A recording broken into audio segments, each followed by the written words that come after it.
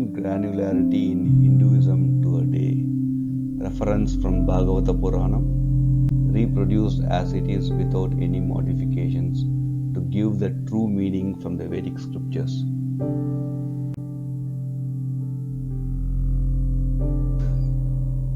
Vedic books had a treasure of science that is closely interwoven with spiritual knowledge.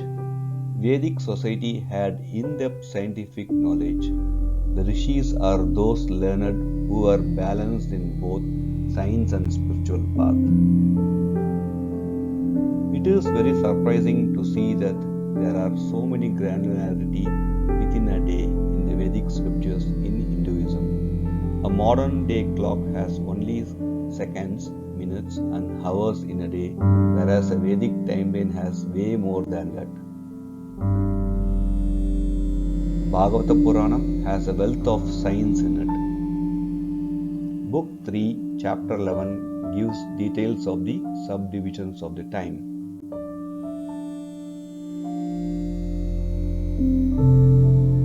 In Vedic knowledge, the fundamental time granularity starts from the matter.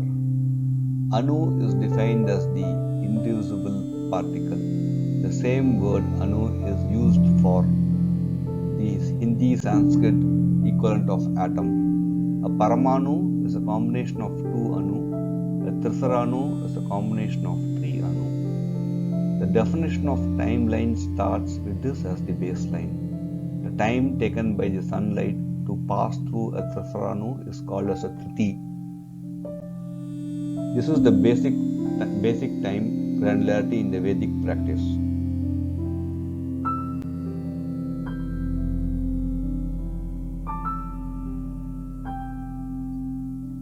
In everyday time system, you have hours, minutes and seconds. As subdivisions of seconds, it is a linear division as microseconds, nanoseconds and picoseconds. Subdivision of seconds happen for the scientific needs, but the Vedic time has very different divisions of the reasons unknown. Unlike 3 subdivisions as hours, minutes and seconds, Vedic time granularity had around 10 subdivisions. Many of the terms are still in use today, though the context seems to have changed a lot. The term nimisha is still in use, the equivalent of a minute, though you will see that it is actually not a minute.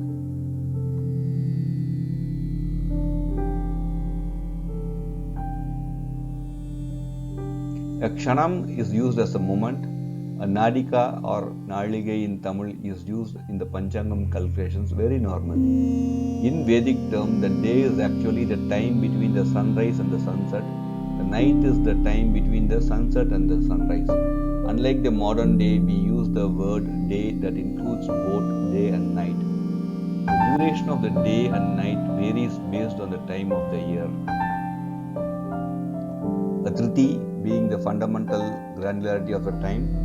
100 Triti is a Veda, 3 Veda is a Lava, 3 Lava is a Nimisha, 3 Nimisha is a Kshana, 5 Kshana a Kashta, 15 Kashta a Lagu, 15 Lagu is a Nadika, and 2 Nadika is a Murta, and then 30 Murta is a day.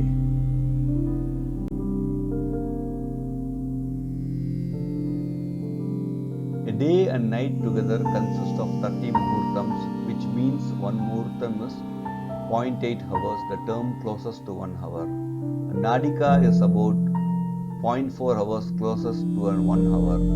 A kshana used for the moment is around 1.28 seconds, while the nimisha in ancient terminology is actually 0.426 seconds. Triti, the lowest time granularity in this Vedic science, seems around 0.4 seconds or 0.474 microseconds, which is also the time taken for the sunrays to pass through the Trisaranu. While the time taken for one Paramanu is around 158 microseconds, the Paramanu definition is not obviously the same as today's equivalent of atom. But what was the need around 5,000 to 10,000 years back to have fine definitions of time? Why did they need such a granular definition, which seems to be unrealistic for the timeline? It was a time the Europeans said that the world was just inventing to sharpen its tools made of old Stone Age, which is not obviously the case for the Vedic culture. For those people, from the ancient Hindu lands. They were far more ancient for the time. They were talking about the astronomy, celestial bodies, rotation, zodiac, etc. It was indeed an advanced culture for the rest of the world was just coming out of the darkness.